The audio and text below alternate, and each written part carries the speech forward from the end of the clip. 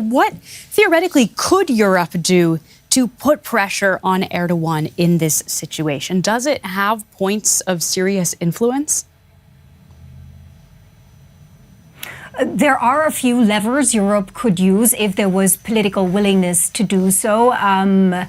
Turkey's economy is in a dire spot. President Erdogan needs foreign investment. Right after Mr. İmamoğlu's arrest, we've seen the Turkish stock market plunge and the Turkish currency plummet, and that dealt another blow to an already inflation-hit economy. So the European Union, individual member states, they could increase the political and economic costs for Erdogan to continue his crackdown on the opposition, but I don't see that happening yet for all the reasons we already mentioned. Europe potentially needing Erdogan in building their new security architecture vis-a-vis Russia, and in the face of a Trump administration that apparently does not put Europe's security first or as a major priority. And I think President Erdogan knows that, and that has a lot to do with the timing of events here.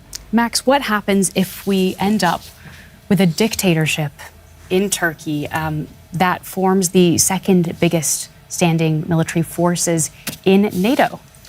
Yeah, I find it a bit ironic that we have these debates with Trump and asking the question whether someone like him is a reliable partner, and then we look at Erdogan, almost full-blown dictator by now, who jails his biggest rival, and apparently many NATO members have don't have a big problem with imagining him to be a partner. So there's some hypocrisy there as well, and I think it really puts fundamental questions to NATO, how this alliance is going to look like in the future, and if you have an alliance that is arguing to be based on values, but you accept a full-blown authoritarian regime in it, I think then you have a big problem. For 50 years or more, the world has been expecting the end of Turkey to come. The existence of the Turkish nation has been all this time, and is today, due to the common consent of the great powers of Europe.